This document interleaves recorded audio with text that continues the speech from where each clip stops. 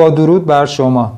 خوش اومدید به اولین جلسه از دوره تعمیرات مادربرد و در این جلسه میخوایم که شما رو با ساختار و بلوک دیاگرام یک مادربرد آشنا بکنیم تا به صورت کامل وقتی که یک مادربرد رو نگاه میکنین به راحتی بشناسین که این اجزا که روی مادربرد هستن چی هستن و چه کاری رو انجام میدن، که توی تعمیرات مادربرد یکی از مهمترین مسائل هستش که باید حتما این مورد رو بشناسید. اگر شما اجزا و بلوک دیاگرام یعنی ساختار روی مادربرد و بخش‌های مختلفش رو نشناسید عملا نمیتونید وارد تعمیرات بشید. پس این یکی از مهمترین بخش‌ها هستش. بریم که در ادامه این بخش رو بهتون معرفی بکنم.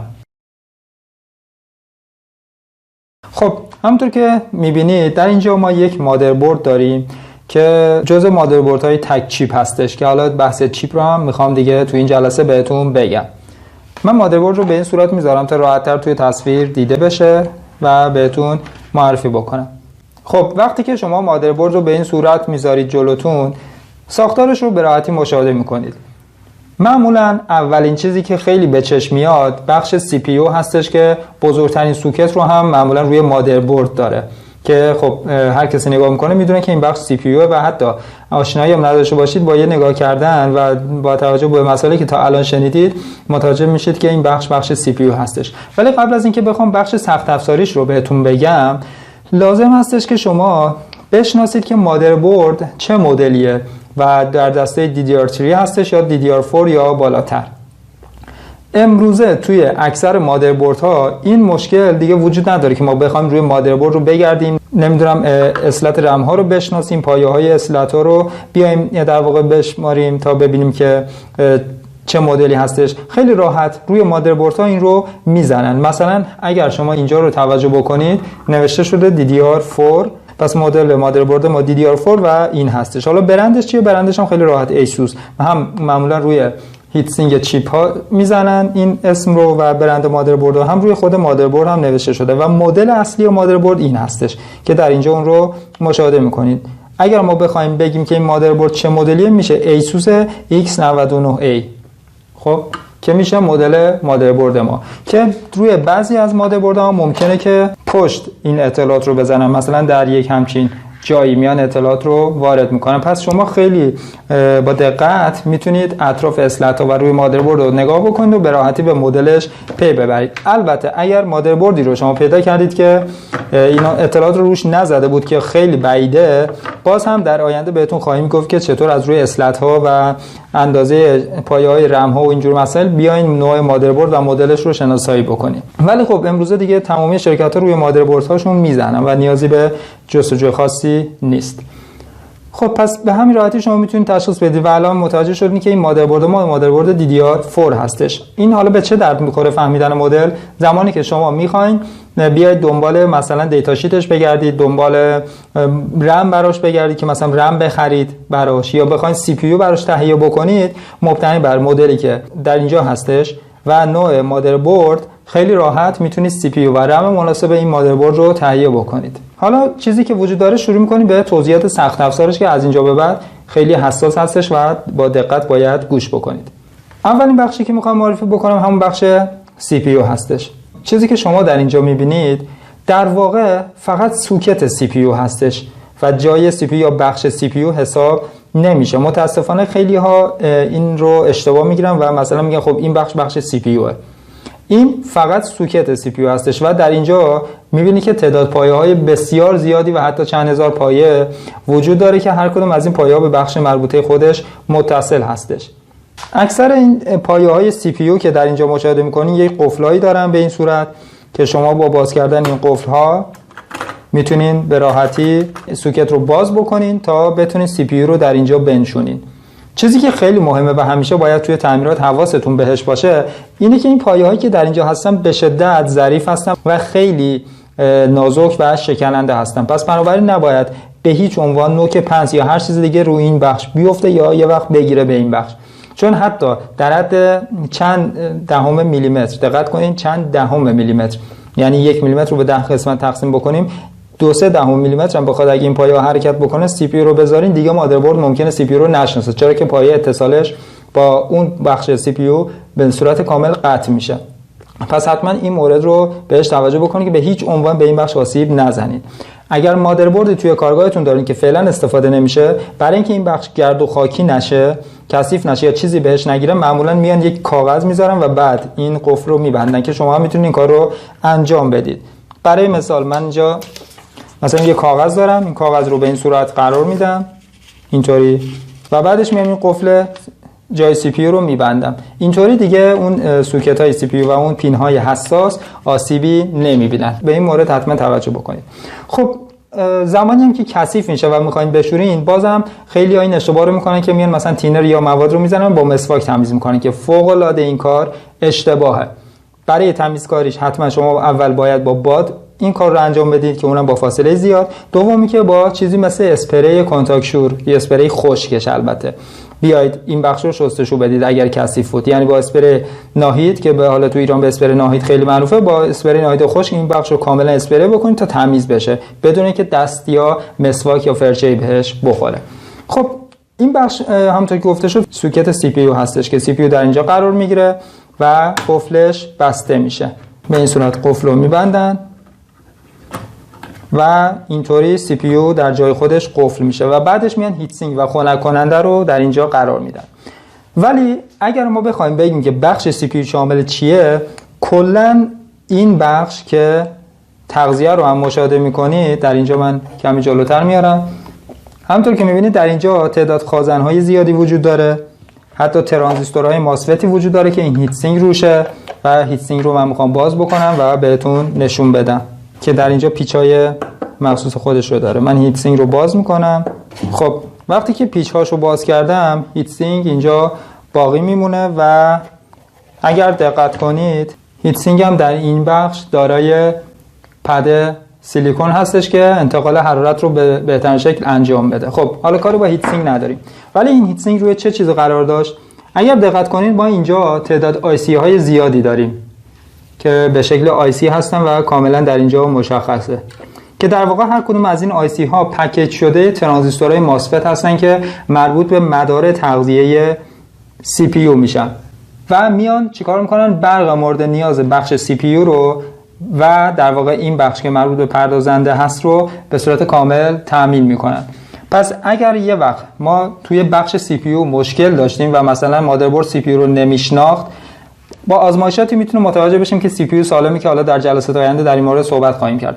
ولی وقتی که پی بردیم سی پی یو سالمه ولی فقط روی این مادربرد کار نمیکنه، پس اصلی ترین بخشی که باید بهش شک بکنیم بخش تغذیه سی پی یو هستش. چون اگر بخش تغذیه سی پی یو که شامل این خازن‌ها، ترانزیستورها و آی سی های تغذیه که در اینجا هستش دوچار مشکل بشه، به هر طریقی دوچار اشکال بشه، سی پی یو دیگه نمیتونه اون توان لازم رو دریافت کنه و ولتاژ یا جریان ثابت خودش رو نخواهد داشت. در نتیجه اتفاقی که میفته اینه که در واقع سی پی یو از کار میفته و دیگه این مادربرد نمیتونه سی پی یو رو راه اندازی و رام بکنه.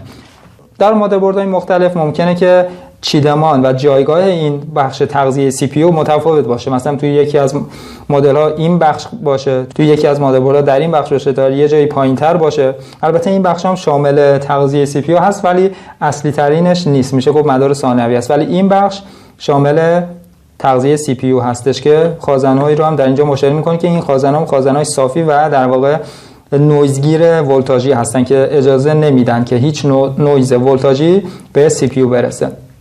پس میشه گفت اصلا بخشش این بخش هستش و چند تا خازن هم که این اطراف هستن که به اصطلاح بهشون خازن‌های تثبیت کننده گفته میشه، خصوصا خازنایی که در این بخش هستن. میبینید این خازن‌ها، چون خازنایی که در اینجا در پایین‌تر مربوط به بخش رم ها هستن، ولی خازنایی که در اینجا هستن مربوط به سی پی یو هستن. خازنایی هم که در اینجا هستن مربوط به ورودی ولتاژ سی پی یو هستن. خب به غیر از این که حالا این بخش تغذیه سی پی یو محسوب میشه، خود این بخش هم باز یک بخش دیگه داره که ولتاژش رو از اونجا میگیره و این سوکت 8 پین هستش که در اینجا اون رو مشاهده میکنید. توی مادربردهای کمی قدیمی تر این سوکت 4 پین بود، الان توی مادربردهای جدیدتر 8 پین هستش که من کمی جلوتر میارم در اینجا اون رو مشاهده بکنید. ببینید 1 2 3 و 4 تا این بخش، 4 تا این بخش که میشه 8 پین و میبینید که سلف و خازن‌های نویزگیر هم در اینجا قرار گرفته که البته لازم هست عرض بکنم اینا هم که در اینجا میبینید سلف هستن. خب پس ولتاژ سی پی یو از این بخش وارد میشه. ما روی مادربرد دو سوکت ولتاژ داریم، یکی سوکت 20 یا 24 پین، یکی سوکت 4 یا 8 پین که خب برای این مادربرد 8 پینه. این بخش برق و ولتاژ کلی مادربرد رو میرسونه، یعنی بخشای دیگه مادربرد رو. این بخش هم ولتاژ سی پی یو رو، یعنی اختصاصا برای ولتاژ سی پی یو هستش. پس در اینجا اگر ما بخوایم به صورت کلی بخش تغذیه سی پی یو و سی پی یو رو یک در واقع شماتیک براش در نظر بگیریم و یه بخش رو تعریف کنیم، میشه این بخش که در اینجا مشاهده میکنین. یعنی از این سوکت ها شروع میشه و این بخش رو به صورت کامل شامل میشه. یعنی اینکه هر موقع مدار سی پی یو ما ایراد داشت باید این بخشا رو جستجو بکنیم و ابیابی رو از این بخشا شروع بکنیم که البته این بحث ابیابی از این بخشا رو در آینده خدمت شما تو جلسات بعدتر خواهم گفت، توی جلسات پیشرفته‌تر خواهیم گفت. پس اینجا توجه کنید که فقط صرفا داریم معرفی می‌کنیم، یعنی هدف ما اینه که مادربرد رو که برنامه نگاه می‌کنید دیگه بدونین چی به چی هستش. پس این از بخش سی پی یو و بخش سی پی یو رو شناختید که به چه صورت هستش. در کنار تغذیه اصلی سی پی یو که تو اینجا معرفی شد، معمولا آی سی هایی هم وجود داره به این صورت که در اینجا اون رو مشاهده میکنید. ببینید در اینجا که البته توی مادربردهای مختلف ممکنه جایگاهش متفاوت باشه، مثلا اینجا باشه، اینجا باشه. خب و کار این آی سی چیه؟ به اصطلاح بهش میگن آی سی پی دبلیو ام. توی ساختار پاورهای سویچینگ و مدارات سویچینگ که مادربرد هم یک همچین مداری داره، برای اینکه تنظیمات ولتاژ به درستی انجام بشه و با دقت خیلی بالایی بشه ولتاژ رو تنظیم کرد، با پی دبلیو ام این کار رو انجام میدن. پی دبلیو ام باعث میشه که ما فرکانس‌های رو به پایه‌های گیت ترانزیستورهای ماسفت بتونیم اعمال بکنیم و با تغییر سطح ولتاژ و تغییر فرکانس پی دبلیو امی که به پایه گیت ماسفت ها اعمال میشه بتونیم ولتاژ ورودی به یک مثلا مصرف کننده مثل سی پی یو رو به دقت خیلی بالایی تنظیم بکنیم یا تغییر بدیم. این آی سی ها طوری برنامه‌ریزی شدن و جوری به سی پی یو حالا متصل هستن که میتونن حتی فیدبک بگیرن و بر اساس نیاز سی پی یو ولتاژ رو کم و زیاد بکنن. مثال میگم، وقتی که مادربرد میاد یه کار سبکی انجام میده، خب پردازش خاصی روی سی پی یو نیست، خب نیازی نداره حد اکثر توان و ولتاژ رو استفاده بکنه. بنابراین چیکار میکنه؟ آی سی پی دبلیو میاد ولتاژی که به سی پی یو اعمال میشه یا شدت جریانی که اعمال میشه رو از طریق اعمال فرکانس به ترانزیستورهای ماسفت کم میکنه و کاهش میده و سی پی یو رو در حالت مصرف خیلی پایین میاره. ولی وقتی که یه کاری رو داریم انجام میدیم با کامپیوتر که پردازش بالاتر میره، خب در نتیجه سی پی یو نیاز به ولتاژ و جریان بالاتری داره. بنابراین دوباره پی دبلیو وارد عمل میشه، با افزایش فرکانس به گیت پایه‌های ترانزیستورهای ماسفت باعث میشه که ولتاژ و جریان حداکثری مورد نیاز تعریف شده به سی پی یو برسه و سی پی یو بتونه با توان کافی کار بکنه. پس این پی دبلیو ام ها توی مادربردها یک همچین کاری انجام میدن و الان دیگه کلا توی اکثر بردهای دیجیتال این اتفاق داره میفته. حتی پاور سویچینگ کامپیوتر، یعنی هم پاوری که توی کیس هم هست، دارای همچین سیستمی شدن جدیدن که بر اساس نیاز مصرف کننده میاد ولتاژ و جریان رو خروجی میده و در واقع کارکرد مدار اصلی رو کنترل میکنه که اینطوری باعث میشه اتلاف انرژی نداشته باشین، در نتیجه حرارت قطعات هم پایین میاد و باعث میشه عمر قطعه طولانی تر باشه. پس اگر شما همچین آی سی رو هم مشاهده کردید که حالا بیشتر در مورد صحبت خواهیم کرد، جزء آی سی های پی دبلیو ام محسوب میشن. پس اگر یه وقت مشاهده کردید که یک مادربرد استارت نمیخوره، اصلا سویچ نمیشه، میتونه دلیلش خرابی پی دبلیو ام هم باشه، چون عملا داره بخش استارت و سویچ رو کنترل میکنه. خب پس این از بخش سی پی یو. بخش دیگه که جزء قلب مادربرد ها حساب میشه و خرابیشون میتونه باعث از کار افتادن مادربرد بشه که 100% هم باعث از کار افتادنش میشه، چیپست ها هستن که شما معمولا یک همچین هیت سینگی رو روشون مشاهده میکنید که الان ما هیت سینگ رو اینجا باز کردیم. توی برخی مادربردها که کمی حالا قدیمی ترن، دو تا هیت سینگ داریم، یکی معمولا اینجا قرار میگیره که حالا کمی جلوتر بهتون نشون میدم. توی برخی از مادربردها هم یه چیپست داریم که اینجا قرار گرفته که میبینین همچین هیت سینگی روشه و اگر ما بیایم این هیت سینگ رو باز بکنیم یک همچین ساختاری رو مشاهده خواهیم کرد. حالا الزاما نیست قیافش اینجوری باشه، ولی تو 80% یک همچین ساختار و شکلی رو داره که هسته مرکزیش اینجاست و خود چیپ هم به این صورت متصل شده. نوع چیپی که در اینجا مشاهده میکنه از دست چیپ های BGA هستن و در واقع پایه هاشون زیر آی سی قرار گرفته، به این صورتی که توی این تصویرم مشاهده میکنید. نوع چیپش و نوع آیسیش آیسی BGA هستش. به این دلیله که به دستگاهی که میاد چیپ رو میزنه BGA ماشین گفته میشه. پایه های این آیسی ها به صورت توپای قلای خیلی ریزی هستن که زیرش به ردیف قرار گرفتن و به این صورت روی بورد نصب میشن که خب تصویرش هم مشاهده کردید. پس یعنی وقتی که گفته میشه چیپست مادربرد، یعنی اگر شما یه وقت یه جا دیدید که مثلا مادربرد خرابه و تعمیرکارش میاد میگه چیپستش سوخته و باید عوض شه یا چیپستش ریبال بشه یا ریسولد بشه، در واقع داره در مورد این بخش حرف میزنه. حالا این چیپست میتونه اینجا باشه، یعنی دو تا چیپست باشه یا یه دونه باشه، فرق نمیکنه. در مورد این چیپست صحبت میکنه. پس به اینا میگن چیپست. حالا کار چیپست اصلا چی هستش و چه کاری رو توی مادربرد انجام میده؟ اگر دقت کنین در ابتدای شروع خدمتتون عرض کردم که به عنوان قلب مادربرد هستش، یعنی بعد از سی پی یو یکی از اصلی ترین و میشه گفت اصلا اصلی ترین قطعه چیپست هستش. و چیپست با سی پی یو اگر هر کدومش از کار بیفتن، مادربرد دیگه به معنای واقعی وجود نخواهد داشت، چون فقط میشه یه برد عادی که چند تا قطعه روشه. و اصلی ترین چیزی که باعث شده بهش بگن مادربرد و در واقع بیاد کلی سخت افزار مثل هارد، کارت گرافیک، یو اس بی ها، پورت ها، همه چی رو تحت کنترل بگیره، چیپست هستش و کار پردازشی هم که روی سی پی یو انجام میشه. حتی بعضا میتونم به جرئت بگم که چیپست بیشتر کنترل‌ها رو انجام میده که سی پی یو چه چیزی رو دریافت و پردازش بکنه و چه چیزی رو خروجی بده. پس چیپست به معنای واقعی قلب مادربرد هستش. برای اینکه حالا بهترم بدونید که منظور این که میگم دو تا چیپست روی مادربرد وجود داره، من یه مادربرد دیگه میارم که کمی قدیمی‌تره تا بهتر بهتون نشون بدم. خب اینجا یه مادربرد دیگه آوردم خدمتتون و همونطور که مشاهده میکنید این مادربرد دارای دو تا چیپ هستش، یک چیپ اینجا، یک چیپ اینجا. وقتی که شما با مادربردی مواجه شدید که دو تا چیپ داره، به چیپی که نزدیک سی پی یو قرار گرفته، اینم سوکت سی پی یوش اینجاست، به چیپی که نزدیک سی پی یو قرار میگیره اصطلاحاً میگن چیپ شمالی. پس این اصطلاحات رو حتما به دقت و به درستی یادداشت بکنید و یادتون باشه.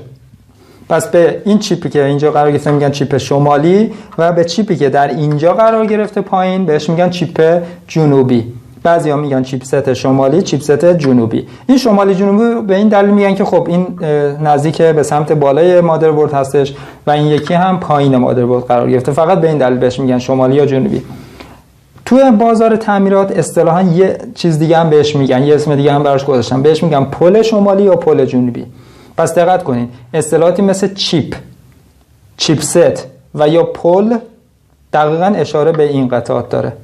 یعنی اگه کسی گفت پل شمالی منظورش اینه، گفت پل جنوبی منظورش اینه. اگر گفتن چیپ جنوبی منظورش اینه، چیپ شمالی منظورش اینه. اگر گفتن چیپست جنوبی بازم منظور اینه، چیپست شمالی بازم منظور این هستش.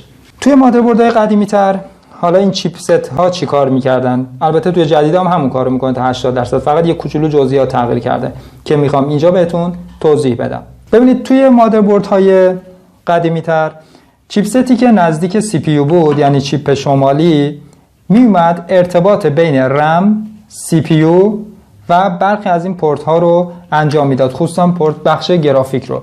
در واقع میشه گفت سه تا گزینه اصلی توسط چیپ شمالی کنترل میشد دیتاهاش، یعنی اینکه بین هم دیتا رد و بدل بکنه و به خوبی با هم در ارتباط باشن، که یکیش سی پی یو بود، رم بود و بخش گرافیک و کارت گرافیک. یعنی وقتی سی پی یو می‌خواست پردازشی رو انجام بده، پردازش گرافیکی رو، و اون نتایج رو به سمت کارت گرافیک خروجی بده، نتیجه از طریق چیپ شمالی به کارت گرافیک منتقل میشد. و وقتی هم که لازم بود دیتاهایی از طریق رم در واقع خونده بشه و به سی پی یو برسه، بازم از طریق چیپ شمالی انجام میشد. پس به این دلیل بهش میگفتم پل شمالی، چون عملاً مثل یک قطعه مدیر و پل قرار گرفته بود که اجازه میداد چند تا قطعه از طریق چیپست شمالی با هم در ارتباط باشن و از این طریق دیتاهاشون رو بین هم رد و بدل بکنن و به درستی بتونن کار بکنن. به این دلیل بهش میگفتم پل شمالی. این جریان پل و اسم پل از اونجا مونده که البته خیلی اسم درستی نیست، ولی خب دیگه میشه گفت مفهوم کلمه رو میرسونه و حتی کارکردش رو هم میرسونه. پس اگر شما توی مادربردی که کمی حالا قدیمی‌تر و به این شکل دارای دو تا چیپ هست دوچار مشکلات مختلفی بشید، مثلا اینکه سی پی یو شناخته نشه، کارت گرافیک شناخته نمیشه، گاهن ارور رم دارید، حتما این نیستش که مثلا بخش رم خراب شده باشه. ممکنه که چیپست شمالی خراب شده و اجازه ارتباط درست بین سی پی یو و رم رو هم نمیده، یا اینکه اجازه ارتباط درست بین سی پی یو و کارت گرافیک رو نمیده. بنابراین خب ما خروج گرافیک یا رم درستی رو نخواهیم داشت. مثلا بخش رم ممکنه اشکالاتی داشته باشه، بخش گرافیک ممکنه اشکالاتی داشته باشه. البته بازم تکرار میکنم، اینجا یه پرانتز باز بکنم که همه این موارد رو ABIA رو خواهیم گفت، اینجا فقط معرفیه. پس بازم تکرار میکنم به عنوان آخرین مورد که نگران که چطور شما بفهمی خرابی مال کدوم بخشه نباشید، چون اصلا قراره همینا رو یاد بگیرید. خب پس این چیپست کارش شد این. حالا چیپست جنوبی چی کار میکنه؟ چیپست جنوبی هم دقیقاً همین کار رو میکنه، منتها برای بخشای دیگه. چیپست جنوبی هم میاد ارتباطات تمام پورت ها از جمله کارت صدا، I/O، ارتباط این اسلت ها، هارد یا چیزایی مثل دیویدی رایتر یا USB ها که به مادربرد داره متصل میشه رو ارتباط میده به واحد CPU و واحد رم و چیپست شمالی. یعنی اینکه وقتی که هارد میخواد با مثلا مادربرد ارتباط برقرار بکنه و اطلاعاتش بره داخل سی پی یو پردازش بشه و نتایجش رو بگیریم، این چیپست جنوبی هستش که این اطلاعات هارد رو مدیریت و به بخش‌های مورد نظر میرسونه. یا وقتی که ما میایم یک اسلتی رو به این اسلت ها متصل میکنیم، یک کارتی رو مثلا مثل کارت تیوی، اطلاعات این اسلت ها توسط چیپست جنوبی مدیریت میشه. وقتی که ما میایم یک USB به در واقع سیستم وصل میکنیم، مثلا همون فلش رو که میزنیم به سیستم، پورت های USB در نتیجه توسط چیپست جنوبی مدیریت و اطلاعاتش به رم و یا CPU منتقل میشه. یا اینکه مثلا خود هارد رو که وقتی متصل کرده باشیم به این بخشا، یا مثلا میاین دیویدی رایتر متصل میکنین، ارتباط دیویدی رایتر از طریق چیپ جنوبی با مادربرد برقرار میشه. پس چیپ جنوبی هم در واقع میشه گفتش که به این دلیل بهش میگم پل جنوبی، که میاد ارتباط خیلی زیادی از قطعات رو به مادربرد رو مدیریت میکنه. به این دلیل بهش میگن چیپ جنوبی. پس اگر شما توی مادربردی مشکل شناختن هارد داشتید، یا مثلا کارتی رو در این اسلت ها قرار میدادید ولی کارت شناسایی نمیشه، یا توی پورت USB مشکل دارید، پس نشون میده که میتونه چیپست جنوبیتون دچار اشکال شده باشه. که البته دلیل مثلا اینکه یه USB شناخته نمیشه 100% چیپ جنوبی نیست، ولی خب همونطور که گفته شد چون داره این مدیریت رو انجام میده، یکی از عوامل بسیار مهم برای تاثیرگذاری روی این قضیه هستش. پس به این مورد حتما توجه داشته باشید. پس کاربرد چیپ جنوبی رو هم تا اینجا متوجه شدیم. بیایید فعلا تا اینجا یه جمع‌بندی بکنیم که چیا رو متوجه شدید. شما فهمیدید که CPU کدوم بخش رو شامل میشه و بخش تغذیه CPU کجا هست. مثلا الان تو این مادربرد بخش تغذیه CPU اینجاست، در حالی که تو این یک مادربرد اینجا بود و دیگه کامل توضیح دادم خدمتتون. ببینید همین خازن ها و سلف ها و ساختار در اینجا سمت بالا قرار گرفته. مثلا یه تفاوت دیگه که وجود داره، اینجا دیدید که ماسفت هاش به صورت IC و پک شده بودن، ولی اینجا خود ماسفت و ترانزیستورها کاملا معلومه و هنوز پک شده نیست و به مدل قدیمی تره. این مشکی ها که میبینید سلف هستن و اینا هم خازن های نویزگیری که در مورد صحبت کردم که اینجا هم مدلش رو دارید مشاهده میکنید. و الان شما میبینید که همین دوتا مادربرد جلوتون میذارید دیگه، با توضیحاتی که خدمتتون دادم خیلی راحت با یه نگاه میشناسید که تغذیه CPU این مادربرد کدومه و بخش CPU شامل چی میشه، تغذیه این مادربرد و بخش CPU کدومه. و الان میدونی که چیپ شمالی به چی میگن، چیپ جنوبی به چی میگن، و الانم میدونید که کاربرد هر کدوم چی هستش. چون روی مادربردهای قدیمی‌تر من توضیح دادم چیپ شمالی جنوبی، حالا وقتشه که ببینیم تکلیف این مادربردهایی که تک چیپ هستن چیه. چون خب این که توضیح دادم خدمتتون، میدونید که دوتا چیکار می‌کردن. حالا ما تو مادربرد جدیدتر ما فقط یه دونه چیپ می‌بینیم دیگه، چیزی به نام چیپ شمالی وجود نداره. پس چه اتفاقی اینجا افتاده، چه تفاوتی ایجاد شده؟ از سمت چیپ شروع می‌کنم. میشه گفت این چیپ همون کاری می‌کنه که در مورد چیپ جنوبی مادربرد گفتم، یعنی اسلت ها، پورت های هارد، دیویدی رام، نمیدونم USB، I/O، کارت صدا، پورت هایی که در اینجا هستن، همه توسط چیپ جنوبی کنترل میشن. یعنی در واقع اینجا توی این مادربرد دیگه چیزی به اسم چیپ جنوبی وجود نداره، توسط این یه دونه تک چیپ کنترل میشن. ولی چیپ شمالی چی شده؟ تو بعضی از مادربردها خصوصا نسل جدیدتر این ساختار و عملکرد چیپ شمالی رو برداشتن و با سی پی یو خودش ادغام کردن که همین هم باعث شده قیمت سی پی یو کمی بالاتر بره. یعنی در واقع میشه گفت وظیفه و کاری که این چیپ شمالی انجام میداد با پردازنده این مادربرد ادغام شده. وقتی که شما یک سی پی یو برای این مادربرد میگیرید، در واقع کاری که این چیپ شمالیش انجام میداد داخل اون سی پی یو دیگه قرار گرفته و ادغام شده به بخش سی پی یو. به خاطر این هستش که بخش تغذیه‌اش هم حرفه‌ای‌تر شده و بسیار دقیق‌تر شده. حتی اومدن از آی سی تغذیه استفاده کردن به جای ترانزیستور ماسفت ساده. پس این دلیل این هستش که در واقع چیپ از اینجا برداشته شده. نتیجه چی میشه؟ نتیجهش اینه که خب مادربرد رو طراحیش رو ساده تر میکنه، باعث میشه که ابیابی بهتر بشه و خب بالاخره نسل جدیده دیگه. در واقع میشه گفت یک فناوری جدیدتر، یک راه حل جدیدتره. اینکه ما توی طراحی مدارات بتونیم بخش زیادی از مادربرد رو یا بخش زیادی از یک مدار الکترونیکی رو توی پک ادغام بکنیم، کار خیلی درستری است. مثلا اگه ما بتونیم فکر کنیم برد رو طراحی کردیم، مثلا برد طراحی شده توسط ماست، بتونیم این بخش رو همه رو جمع بکنیم، تبدیلشون بکنیم به یک آی سی و روی مادربرد بذاریم، طبیعتاً برد حرفه‌ای تری خواهیم داشت. اجازه میده ای بی آی بی رو راحت‌تر انجام بدیم، چون وقتی که مثلا میگم الان این بخش خراب بشه و در واقع رم خونده نشه، یا مثلا میگم تصویر به سمت کارت گرافیک نیاد، حالا به غیر از ای بی آی بی که خدمتتون عرض خواهم کرد، دیگه میتونیم پی ببریم که میتونه ایراد بخش تغذیه سی پی یو باشه، چرا که وظیفه انتقال تصویر از سی پی یو به کارت گرافیک که توسط چیپ شمالی انجام میشد الان با سی پی یو ادغام شده. پس یعنی میتونه مشکل در تغذیه سی پی یو باعث بشه که ما حتی تصویر نداشته باشیم، در این که کامپیوتر روشن میشه ولی تصویر نمیده. البته فقط دلیلش این نیست ولی یکی از دلایله. پس می‌بینید که ای بی آی بی رو ساده‌تر میکنه، در حالی که وقتی که ما دو تا چیپ داریم باید به صورت مجزا بیایم اونا رو ای بی آی بی بکنیم که کمی کار رو سخت‌تر و طولانی‌تر میکنه.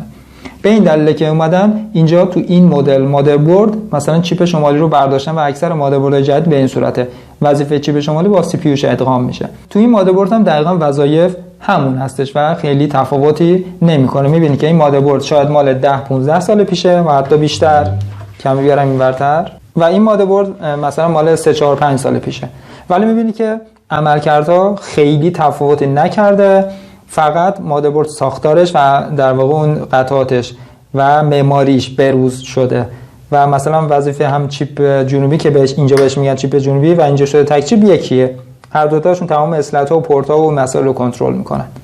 خب این از چیپ و جنبندی که کردیم، شما سی پی یو رو شناختید، بخش سی پی یو رو و بخش چیپ ها رو شناختید و الان دیگه میدونید چیه.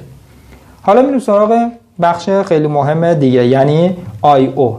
توی مادربردها یه بخشی داریم به اسم آی او که خیلی‌ها بهش آی سی آی او هم میگن، که توی این مادربرد اینجاست و معمولا یک همچین آی سی داره که بازم من بیارم نزدیکتر ببینید. معمولا یک همچین شکلی داره، یک آی سی که در اینجا معمولا قرار میگیره و دور تا دورش پایه هستش، یعنی یه آی سی 4 طرف است با پایه‌های بسیار ریز. حالا اگر بخوام توی این مادربردم بهتون نشون بدم که روش هم حالا چسب خورده بود قبلا، اینجاست، میبینید دقیقا همون ساخت داره، شاید کمی بزرگتر کوچیک‌تر باشه ولی همون ساخت داره. پس اگر اینا رو کنار هم بذارم میبینید که آی سی آی او این مادربرد اینجاست، برای اینم اینجاست. حالا آی او چی کار میکنه؟ آی او همونطور که از اسمش هم پیدا هستش و مخفف شده اینپوت آوتپوت، میاد کار مدیریت ورودی ها و خروجی ها رو انجام میده. شاید بگید که خب مگه کار کنترل ورودی ها و خروجی ها توسط چیپست نبود؟ چرا؟ توسط چیپسته، ولی این چیپست هم مستقیما به پورت ها که متصل نیست. یک کارت، یک آی سی یا یک سیستم یا مکانیزمی نیاز داریم که اول دیتا ها به اون برسه و اون بیاد مدیریت شده به چیپست تحویل بده، چون عملکرد به این صورت دیگه. حتی همون بحث هارد هم اینجوریه، مثلا هاردی که به مادربرد وصله، خب اطلاعاتش در ابتدا خب توسط آی او مدیریت میشه، ولی اکثر وظیفه آی او مدیریت پورت ها هستش، از جمله پورت یو اس بی، پورت کارت صدا و یا ورودی میکروفون، پورت هایی مثلا لن، پورت های مختلف برای کیبورد، همه اینها توسط آی او در ابتدا کنترل میشه، یعنی به آی او متصلن و کارش همونطور که گفته شد ورودی خروجی اینپوت آوتپوت هستش و آی او رو مخفف این کردن. و وقتی که مثلا پورتی خراب میشه، اگر البته خود پورت آسیب ندیده باشه، پورتی خراب میشه و مثلا میبینی یو اس بی به هیچ عنوان شناخته نمیشه یا کیبورد به هیچ عنوان شناخته نمیشه و مشکلاتی توی پورت داریم یا مثلا صدا مشکل داره یا ورودی یا خروجی صدا رو نداریم، حتما باید به آی او شک بکنیم. ولی خب فعلا چون دارم معرفی میکنم دارم همجوری میگم که از روش بگذریم. پس این میشه آی او و وظیفش هم کنترل و مدیریت ورودی خروجی ها هستش. پس حتما جایگاهش رو هم به خاطر بسپارید. اکثرا سمت پشت مادربرد قرار میگیرن. چرا حالا اینجا قرار میگیرن آی او ها؟ به این دلیل که از نظر طراحی هم معمولا توی طراحی مدار ما سعی میکنیم همیشه، چون حالا خودمون طراحی مدارات مختلف انجام میدیم، قطعات مرتبط رو نزدیک بخشای مربوط به خودش بذاریم. مثلا اگر آی سی آی او رو خب که مربوط به پورت ها هستش بیان اینجا بذارن، خب خیلی شلوغ میشه و اصلا طراحی مدار رو پیچیده میکنه، چون کلی مسیر رو بعد ایجاد بشه از بین کلی قطعات و لایه‌های مختلف براش ایجاد بشه تا به پورت ها برسه. خب چرا این کارو باید بکنم؟ میان نزدیکش میذارن، خیلی طراحی ساده تر هم میکنه. وقتی خود ما میایم یک مثلا بردی رو طراحی میکنیم، همونطور که هر شو سعی میکنیم که مثلا اگر یه قطعه‌ای به یه سوکتی مربوطه، اون قطعه رو تا حد امکان نزدیک سوکت بذاریم، کار رو ساده تر میکنه. پس به این دلیل آی او رو در این بخش قرار میدن که حالا مفصل در مورد این بخشا صحبت خواهیم کرد. یعنی تک تک بهتون خواهیم گفت که ایرادات آی او چی هستش، اصلا وقتی که مادربرد آی اوش خراب میشه ما از کجا بدونیم آی او خرابه، چطور ریابی کنیم، همه اینا رو یکی یکی یاد خواهید گرفت. خب اینم از بخش آی او که شناختید. حالا میریم سراغ بخش دیگه که یکی از مهمترین بخشا بازم توی مادربرده، یعنی بخش رم ها که در این مادربرد اصلاحاتش در اینجا قرار گرفته، در این مادربرد فقط در اینجا قرار گرفته. رم حالا چی هستش و چه تفاوتی داره با چیزی مثل هارد که خیلی‌ها متاسفانه با هارد اشتباه میگیرن؟ رم اگر بخوام خودش رو بگم، اصلا اسم رم خودش مخففه و اون رمی که ما مثلا توی گوشه موبایل میذاریم نیست، منظورش اون رم نیست. رم مخفف رندوم اکسس مموری هستش، یعنی دسترسی حافظه در واقع تصادفی. منظور از دسترسی حافظه تصادفی یعنی چی؟ مثلا میگم فکر کنید الان من میخوام روی این میز خب تعدادی قطعه بذارم و اون قطعات رو بردارم. اگر بیام قطعات رو به صورت صف بذارم رو میز و مثلا بخوام که به یک قطعه خاصی برسم، اول بعد قطعات جلوترش رو کنار بذارم و بعد به اون قطعه برسم، این نمیشه رندوم اکسس. خب این یعنی که من به صورت خطی، یعنی به صورت سری بعد پیش برم تا به اون دیتای لازم برسم که خب باعث میشه به شدت کار کند بشه. ولی حالا اگر من این توانایی رو داشته باشم که قطعات رو روی این میز بریزم و هر قطعه‌ای که لازم داشتم صاف دستمو ببرم و اون قطعه رو بردارم، خب کار خیلی سریعتری میشه دیگه. ولی نوع عمل کردن میشه رندوم، یعنی تصادفی ممکنه هر کدوم از این قطعات رو بردارم. عمل کرده این رم و رمی که توی مادربرد قرار گرفته با دیتا ها هم به این صورته. هر کدوم از دیتا ها و اطلاعات به صورت موقت داخل بخش رم قرار میگیره که این رم ها توی مادربرد ها یک همچین شکلی دارن که حالا روی این مادربرد رم نیست ولی روی یکی بود برداشتم. و حافظه سلولی رم ها، یعنی حافظه‌ای که دیتا توش قرار میگیره، این آی سی ها هستن که آی سی های بافر هم نامیده میشن. در اینجا میبینید و این بخش هم هست، میبینید که هر دو طرف رو پوشش داده و حافظه زیادی محسوب میشه. مثلا توی اکثر رم ها بخواید بدونید که حافظه چقدره، رو خود رم هم میزنن، اینجوری گرفتن که بهتر مشاهده بکنید. ببین در اینجا نوشته 2 گیگابایت، یعنی مقدار حافظه‌ای که این رم داره اندازه 2 گیگابایت هستش و همونطور که گفته شد اطلاعات داخل این رم قرار میگیره. اطلاعات حالا چی هستن؟ مثلا ما اومدیم ویندوز رو داریم اجرا میکنیم. خود ویندوز دیتا هست دیگه، یک نرم افزاریه که داره اجرا میشه. برای اینکه این ویندوز اجرا بشه و سی پی یو بتونه دسترسی داشته باشه، هیچ وقت سی پی یو نمیاد مستقیم از روی هارد بخونه. ما وقتی ویندوز رو نصب میکنیم، این ویندوز در ابتدا روی هارد نصب میشه، درسته؟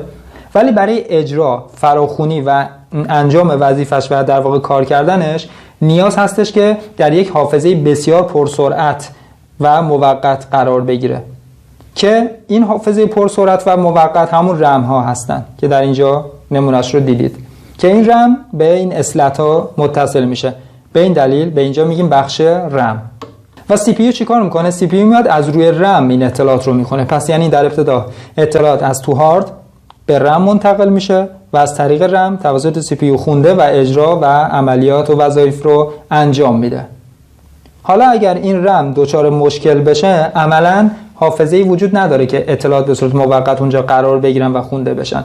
بنابراین ممکنه که خود ویندوز هم بالا نیاد. برای همینه که یک برنامه ای رو میخوان اجرا بکنن مینویسن که این برنامه مثلا میخواین روی ویندوز نصب بکنین به چقدر مقدار رم حداقل نیاز داره. مثلا اگر یک نرم افزاری خب برای اجرا شدن به یک حافظه 4 گیگابایتی نیاز داشته باشه و شما بیایید اون نرم افزار رو روی یک کامپیوتر و مادربردی که 2 گیگابایت رم داره اجرا بکنید، عملاً به مشکل خواهید خورد و به شدت کند میشه و تو خیلی از موارد که اصلا اجرا نمیشه، اگر هم اجرا بشه انقدر کنده که عملاً نمیتونید به خوبی ازش استفاده بکنید، اصلا نمیتونید استفاده بکنید. پس به این دلیله که گفته میشه اطلاعات داخل رم در ابتدا قرار میگیره. حالا اگر شما بیاید مثلا یک سیستمی داشته باشید که یه دفعه میبینید که مثلا یه برنامه میپره بیرون، خب حالا اینم باز دلایل دیگه داره ولی اصلی ترین دلیلش مشکل در رمه، یا اینکه ویندوزتون مثلا گاه و بیگاه بالا نمیاد، کلا دچار مشکلات عجیب غریبی هستید و انگار برنامه به درستی اجرا نمیشن، اینجا باید به بخش رم شک بکنید. این بخش رم ممکنه بعضی موقع‌ها نرم افزاری باشه ولی تو اکثر اوقات مشکل سخت افزاریه. یعنی اصلا نرم افزاری خیلی موردی نداریم که بخوایم رم رو بگیم که نرم افزاری خراب شده، چون عملا اصلا معنی نداره. رم به صورت سخت افزاری خراب میشه. خوشبختانه توی ویندوز قابلیت وجود داره که ما بتونیم سلول به سلول یک رم کامپیوتر رو چک بکنیم که ببینیم سالمه یا نه، و حتی ابزارها و نرم افزارهایی هم برای این کار وجود داره که در آینده این مسائل رو هم حتما بهتون خواهم گفت که چطور اصلا رم رو در اینکه ویندوز بالاست چک بکنید، یا اینکه چطور بدون بالا آوردن ویندوز رم رو چک بکنید. همه اینا مسئله هست که به راحتی میشه بهش پی برد.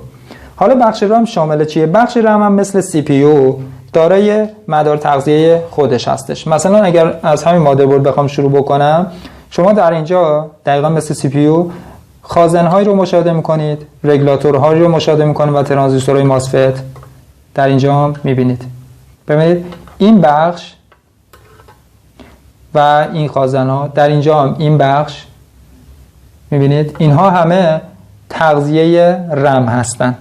یعنی این اسلط‌های رم نیازمند تغذیه پایدار دقیقاً مثل سی پی یو هستن که این بخش تغذیه رم رو شامل میشه. یعنی اینا که بهش میگن خب اسلط رم که اینجا قفلی داره و رم رو شما روی اسلط قرار میدید و برای اینکه رم هم کار بکنه نیاز به مدار تغذیه خودش داره که خب به صورت مجزا در اینجا قرار گرفته. یکی از ایراداتی که توی مادربردها اکثرا پیش میاد برای رم مشکل در تغذیه هستش. یعنی اکثرا اصلا مشکل تغذیه است که روی مادربرد پیش میاد و اگر پاور یک کامپیوتر خیلی پاور دقیق و درستی باشه به ندرت اتفاق میفته که مادربرد دچار مشکل بشه. پس اگر شما یه روزی دیدید که یه رم مادربرد دچار مشکل شده، حتما در ابتدا بخش تغذیه رم ها رو بررسی بکنید، نرید سراغ خود رم، چون خود رم هم قطعی هستش که واقعا به ندرت دچار خرابی میشه مگر اینکه تغذیه خراب بشه و بزنه خود رم رو هم بسوزونه. حالا اینا رو هم یاد میدم بهتون که چطوری بیابی بکنید. پس این بخش شد بخش رم و به علاوه بخش تغذیه‌اش که کامل اینجا شناختیدش. الان این بخش هم که هیت سینک در اینجا قرار گرفته بازم مربوط به رم هستش. پس بازم یه جمع‌بندی بکنیم. شد بخش سی پی یو، چیپ ها یا چیپست ها، آی او و بخش رم که اصلی ترین بخش مادربرد بودش و اونا رو شناختید. بخش دیگه روی مادربرد وجود داره که در ادامه میخوام تو این جلسه اون رو معرفی بکنم که بهش میگن بخش بایوس. بایوس چی هستش؟ خود بایوس مخفف عبارت Basic Input Output System هستش، یعنی کنترل کننده ورود و خروجی پایه‌ای سیستم. حالا سیستم اینجا چیه؟ مادربرد. حالا معنی این حرف چیه؟ یعنی چی اینکه کنترل کننده پایه‌ای ورود و خروجی سیستم؟ بایوس ها توی مادربرد ها جایگاه خیلی واضحی دارن که در ابتدا میخوام جاشو بهتون نشون بدم. مثلا توی مادربرد بایوسش اینجاست که یک آی سی هستش که میبینین که به راحتی قابل جداسازیه، یعنی ما میتونیم از روی مادربرد برش داریم. و توی این مادربرد هم اگه بخوایم بگیم کجاست، اینجاست. میبینین جاشون فرق داره و اینم جزء آی سی هایی که میشه برداشت و خب روی سوکتش متصله. توی خیلی از مادربردها به این صورت آی سیش روی سوکت نشسته که خیلی راحت میتونیم جداش بکنیم. توی خیلی از مادربردها هم لحیم شده روی برد و برای برداشت باید از هیتر استفاده بکنیم. حالا تفاوتی نمیکنه شکلش یا اینکه چطور به برد نصب شده. اینکه چی کار میکنه رو میخوام توضیح بدم.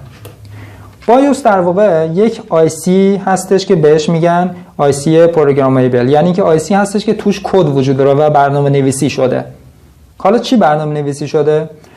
خب من در اینجا قطعات رو توضیح دادم دیگه، درسته؟ سی پی یو، رم، چیپست ها، نمیدونم همه این قطعات، اینپوت آوتپوت ها، آی او که همه با هم در ارتباطن. ولی این ارتباط به صورت سخت افزاری خالص اتفاق نمیفته، چون هر کدوم پروتکل های خودش رو داره. مثال میگم، یه کارت گرافیک توسط یه شرکت دیگه ساخته میشه مثل انویدیا، درسته؟ در حالی که این مادربرد مال شرکت ایسوسه. خب اینا بر چه اساسی باید با هم کار بکنن؟ ما اصلا چطوری باید وقتی یه کارت گرافیک ایسوس فلان مدل رو می‌خریم میذاریم روی مادربرد، این مادربرد بعد اون رو بشناسه؟ این اساس کار از کجا میاد؟ همه اینها تحت یک پروتکل قرار میگیره. پروتکل یعنی یک قرارداد، یک چطور تو شبکه ما پروتکل داریم، یعنی یک بیس و برنامه‌نویسی پایه داریم که همه سیستم‌ها توسط اون بیس و اون پایه برنامه‌نویسی شده و اون قرارداد تحت کنترل قرار میگیرن و مدیریت میشن. خب به اینا میگن پروتکل. بنابراین شرکت‌های سازنده سخت افزاری مختلفی، مثلا هارد که مال یه شرکت دیگه است مثل وسترن دیجیتال، نمیدونم کارت گرافیک مال یه شرکت دیگه است، یه کارت تیوی می‌خریم می‌ذاریم اینجا مال یه شرکت دیگه است، رم می‌خریم مال یه شرکت دیگه است، درسته؟ ولی همه اینا درسته قطعاتشون با هم متفاوته و توسط شرکت‌های مختلف ساخته میشن، ولی هر کدوم استاندارد و پروتکل‌های خاصی رو ازش تبعیت میکنن که اگر اون مادربرد اون پروتکل‌ها رو داشته باشه میتونه با اون قطعات ارتباط برقرار کنه و در نتیجه اون قطعات رو هم با هم ارتباط بده. همه این پروتکل‌ها توی بایوس نوشته میشه. به خاطر میگن کنترل کننده پایه‌ای سیستم. در واقع این بایوسه که میاد کارت گرافیک رو به سی پی یو معرفی میکنه، رم رو به سی پی یو معرفی میکنه، سی پی یو رو به چیپست معرفی میکنه، چیپست رو به آی او معرفی میکنه. نمیدونم کیبورد که متصل میکنیم میگه که این کیبورد هستش و باید مسیر دیتاش از اینجا رد بشه. در واقع مثلا میگم چیپست وقتی که میخواد بیاد کیبورد رو کنترل بکنه و دیتاهای کیبورد رو بگیره، خب این که بشناسه اصلا این کیبورده و دیتاهاشو به چه مسیری باید سوئیچ بکنه، یه جوری انگار میاد از طریق بایوس میشناسه و از بایوس میپرسه که چی هستش. بایوس بهش میگه که کیبورد با این پروتکله و باید دیتاهاش توی این مسیر مثلا سوئیچ بشه و به عنوان کیبورد در نظر گرفته بشه. و حتی بایوس با همین عملیاتش به ویندوز میگه که این سخت افزاری که متصل شده چی هستش، یعنی ویندوز هم یه جوری به بایوس داره گوش میده. وقتی که شما کیبورد رو وصل میکنید به بخش یو اس بی، در این حال میاد یک فلش مموری رو به یو اس بی وصل میکنید، سیستم از کجا میدونه که خب این فلش مموری این کیبورده؟ چون هر کدوم پروتکل و یه جور معرفی نامه خودش رو دارن، یه جور شبیه یا چیز شبیه امضای دیجیتال که این امضای دیجیتال رو بایوس شناسایی میکنه و به مادربرد به صورت تفکیک شده اعلام میکنه که یعنی که خب نرم افزار دیگه دیتاش در دو حالت متفاوت به مادربرد معرفی میشه و مادربرد تشخیص میده که بله مثلا این کیبورده و این یکی هم فلش مموری هستش و به این طریق بایوس میاد سیستم رو مدیریت میکنه. علاوه بر اینها بایوس یک سیستم های تست هم داره، یعنی که وقتی که شما دکمه پاور کامپیوتر رو میزنید، خب باید مشخص بشه که هر کدوم از قطعات الان وضعیت سالمی دارن یا نه، رم سالم هست یا نه، سی پی یو سالم هست یا نه، چیپست سالمه یا نه، آی او سالمه یا نه، مثلا هارد سالمه یا نه. خب هر کدوم از اینا باید یه جوری یه گزارش سلامت بدن به بایوس که بایوس اجازه بده که سیستم بالا بیاد و در واقع تایید سلامت رو بزنه. در نتیجه وقتی که شما میاد دکمه مادربرد رو میزنید، اینا که میگم در کسری از صدم ثانیه اتفاق میفته، بایوس میاد یک دیتا یا فیدبک های از تمامی قطعات سریع میگیره و اگر یک قطعی دچار مشکل باشه، خب فیدبک مشکل دار رو به بایوس ارائه خواهد داد، یک کد خاص ارور رو برمیگردونه. ولی اگر سالم باشه کد سلامت رو برمیگردونه. بایوس در کسری از چند صدم ثانیه این موارد رو تست میکنه و اگر همه چیز اوکی بود چیکار میکنه؟ میاد یه تکبوقی میزنه و سیستم بالا میاد. و اگر شما کامپیوتر پی سی رو روشن بکنید و تا حالا شنیدید که تکبوق میزنه و اینکه اون تکبوق به بوق سلامت معروف شده، دقیقاً منظورش این هستش. چون بایوس طوری برنامه‌ریزی شده که هر کدوم از عیب و ایرادات رو با بوق و صدای مختلفی هشدار میده که حالا با این هشدارا هم به خوبی آشنا خواهید شد. ولی یکی از بوق‌های معروف بایوس که به بوق سلامت معروفه همون بوق تک بوق هستش که یه تک بوق میزنه سیستم بالا میاد. وقتی تک بوق میزنه یعنی اینکه سیستم درسته و دیگه همه قطعات سر و جاشون به درستی دارن کار میکنن. البته بایوس همه ریز جزئیات ایرادات رو تشخیص نمیده، فقط بخشای اصلی رو بررسی میکنه، مثل سی پی یو، رم، چیپست، ارتباط کارت گرافیک و همچین چیزایی رو بیشتر بررسی میکنه. مثلا اینکه پورت یو اس بی شما خراب شده باشه اون رو تشخیص نمیده و سیستم بالا میاد، ولی اگر بخشی از اعضای اصلی خراب شده باشه بایوس متوجه میشه و اون رو به ما هشدار میده. در برخی موارد هستش که شما حتما بهش برخوردید که کامپیوتر رو یه روز مثلا شب دارید باش کار میکنید، خاموش میکنید، میخوابید، صبح پا میشید که کارتون رو ادامه بدید. خب کامپیوتر رو روشن میکنید، میبینید کامپیوتر روشن میشه ها، صدای فن و ایناش میاد ولی هیچ تصویری نیست، صدای بوق سلامت هم نیست، اصلا نه بوق زد نه هیچ تصویری بالا نیامد. در این حالت هم باز ایراد بایوسه، ولی ایرادی که به وجود اومده این بار خود بایوس ایراد پیدا کرده. خود بایوس وقتی که دچار هنگی بشه یا دچار مشکل بشه کلا سیستم هیچ چیش بالا نمیاد، روشن میشه مادربرد، فن و ایناش میچرخه، ولی دقیقاً حالتی داره که یک مادربرد بدون بایوس خواهد داشت. یعنی همه سخت افزارها خام هستن و اصلا نمیدونن که چطور با هم ارتباط برقرار کنن، هیچ نوع پروتکلی اجرا نمیشه، چرا که بایوس یا هنگ کرده یا خراب شده. که معمولاً اگر اینجوری باشه که شما مثلا شب قبلش داشتید کار میکردید، خاموش میکنید و صبح پا میشید روشن میکنید تصویر بالا میاد، این خرابی نیست، معمولاً هنگ میکنه که حالا بهتون خواهم گفت چطور این هنگی رو برطرف بکنید. اگر توجه کرده باشید در مادربردهای مختلف یک باتری سکه‌ای داریم که در اینجا خب باتری مادربرد رو مشاهده میکنید، توی این مادربرد هم باتریش نیست ولی جاش قرار گرفته. حالا میتونه جاش متفاوت باشه، برای این مادربرد اینجاست، یکی دیگه شاید اینجا باشه و این یکی هم که میبینید اینجاست. حالا این باتری سکه‌ای چیکار میکنه؟ چرا الان گفتم؟ چون به بایوس مربوطه. همونطور که گفته شد این بایوس یک آیسی هستش که در واقع کد نویسی شده، خب، و به هیچ عنوان نباید برقش قطع بشه. اگر برق این آیسی بایوس قطع بشه تنظیماتش به تنظیمات کارخونه برمیگرده و در واقع ریست میشه، چون شما ممکن تنظیماتی رو براش انجام داده باشین که خب نمیخوایم ریست بشه دیگه. شرکت‌های مادربرد برای اینکه این مشکلی هیچ وقت پیش نیاد معمولاً میان باتری برای که اینجا هم هستش برای بایوس در نظر میگیرن. پس در واقع این باتری سکه‌ای باتری هستش که برق بایوس رو تامین میکنه و چون بایوس بسیار بسیار کم مصرفه فقط برق مورد نیازشون مثل ساعت، چطور ساعت میذاریم یه باتری میذاریم داخل ساعت یک سال یا 2 سال کار میکنه، این باتری هم همچین حالتی دارن، 2-3 سال، 1-2 سال به بالا این باتری ها کار میکنن و برق بایوس رو تامین میکنن. حتی برخی از باتری ها شارژی هستند، یعنی اگر شما باتری سکه شارژی بخرید بذارید که دیگه تقریبا هیچ وقت خراب نمیشه، حتی 5 سال 10 سال ممکنه کار بکنه. وقتی که مادربرد روشن میشه خب دیگه برقش رو بایوس از مادربرد میگیره و دیگه کاری با باتری نداره. وقتی که شما کامپیوتر رو خاموش میکنید و از برق میکشید اون موقع میره رو حالت استفاده از این باتری تا بایوس ریست نشه و برقش قطع نشه. اگر شما یک کامپیوتری رو طولانی مدت و باتریش هم باتری معمولی باشه، یعنی شارژی نباشه و طولانی مدت به برق نزنید، یه دفعه 1 سال یه کامپیوتر تو انبار باشه به برق نخوره، طبیعتاً باتریش خالی و فاسد شده و نتیجه این که روشن می‌کنید نه که مشکل داشته باشه، ولی خب می‌بینید که مثلا F1 رو میخواد و چیزای عجیب غریب می‌بینید که حالا خیلی باهاش شاید مواجه شدید. یا اگر کامپیوتری دارید که خب دارید ازش استفاده می‌کنید ولی هر بار می‌خواید روشن بکنید ازتون می‌خواد که F1 رو بزنید و تنظیمات خاصی رو انجام بدید تا بالا بیاد، دلیلش این هستش که این باتری خراب شده. راه حلش هم ساده است، کافیه یه دونه از این باتری نو خریداری بکنید و بذارید روی مادربرد تا دیگه اون مشکلات برطرف بشه. پس بایوس می‌بینید که چقدر مهم هستش و باید اون رو بشناسید که در اینجا شناختید. این بایوس هم خوشبختانه قابل پروگرامره، یعنی که صرفاً بحث هنگ کردنش نیست.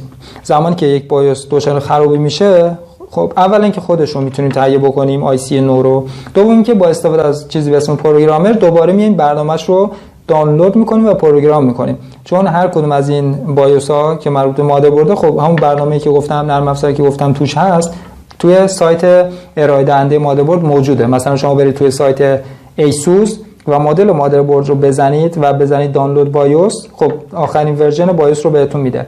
به علاوه اینکه حالا به غیر از بحث خرابی شما گاهی لازم هستش که بایوس رو آپدیت بکنید، چون مثلا میگم قطعات جدیدی برای مادربرد میاد، شرکتش هم میاد نرم افزار و پروتکل بایوس رو آپدیت میکنه و اون آپدیت رو روی سایتش میذاره که شما میتونید برید دانلود بکنید و بیاید چیکار بکنید؟ بایوسش رو پروگرام بکنید. اینها البته موارد بسیار شیرینی هستش که یاد خواهید گرفت. خب تا اینجا به نظرم کافی هستش، چون دیگه نمیخوام خیلی طولانی بشه و اکثر جاهای اصلی یک مادربرد رو شناختید و پیبرد چی هستش، توی جلسات بعدی میخوام که به بخش اصلت ها بپردازم، پورت ها رو بهتون معرفی بکنم. یعنی پورت ها یعنی این بخش ها. تا این بخش رو هم یاد بگیرید، تفاوت مادربرد آن بورد یا غیر آن بورد رو بدونید اصلا یعنی چی. اینا مواردی هستش که توی جلسه دوم میخوام خدمتتون عرض بکنم. تا اینجا هر چی گفته شد رو به خوبی مطالعه بکنید و به هیچ عنوان ویدیو رو مثل فیلم نبینید. الان تمام چیزایی که اینجا گفتم رو شده باشه این ویدیو رو چند بار ببینید، تو اینترنت خودتون یه مطالعاتی بکنید، جستجوی زیادی بکنید. اگر سوالاتی داشتید حتما تیکت بزنید به ما توی وبسایت در بخش تیکت ها، و یعنی اول توی سایت ثبت نام بکنید و خب الان که شما این ویدیو رو می‌بینید ثبت نام کردید دیگه، درسته؟ از بخش کاربرتون بخش تیکت برید تیکت بزنید و سوالاتتون رو بپرسید. یعنی توی تیکت ها حتی بزنید که مثلا با کدوم بخش می‌خواید ارتباط برقرار کنید. مثلا شما تیکت رو که انتخاب می‌کنید بخش پشتیبانی آموزش رو داریم، اونجا تیکت بزنید و سوالاتتون رو بپرسید. به علاوه اینکه شماره موبایلی که در اینجا مشاهده می‌کنید میتونید به این شماره توی تلگرام یا واتساپ هم پیام بدید که بخش پشتیبانی و سوالی داشتید بپرسید. پس مواردی که تا اینجا گفته شد امیدوارم که براتون مفید بوده باشه و دیگه تا اینجا حداقل اگر تمرین خوب بکنید مادربرد رو میتونید خیلی راحت بردارید و تمام مسائلی که بهتون آموزش داده شد رو به یاد بیارید و یعنی در واقع بلد باشید و خب مادربرد رو خواهید شناخت. یعنی از این به بعد شما وقتی یه مادربرد رو برمی دارید و نگاش میکنید دیگه میدونید بخش سی پی یو کدوم، بخش تغذیه‌اش کدوم، بخش چیپست یعنی چی، اینا رو همه رو یاد گرفتید در این جلسه. و همونطور که گفته شد توی جلسه بعدی هم میریم سراغ اصلت ها و پورت ها که اینا رو بشناسید و اصطلاحات دیگه‌ای در رابطه مادربرد رو یاد بگیرید، چون قدم به قدم باید پیش بریم و شما بدونید که در واقع مادربرد ها چطوری کار میکنن. خب امیدوارم که این جلسه هم براتون مفید بوده باشه. تا جلسه بعدی، خدا نگهدار.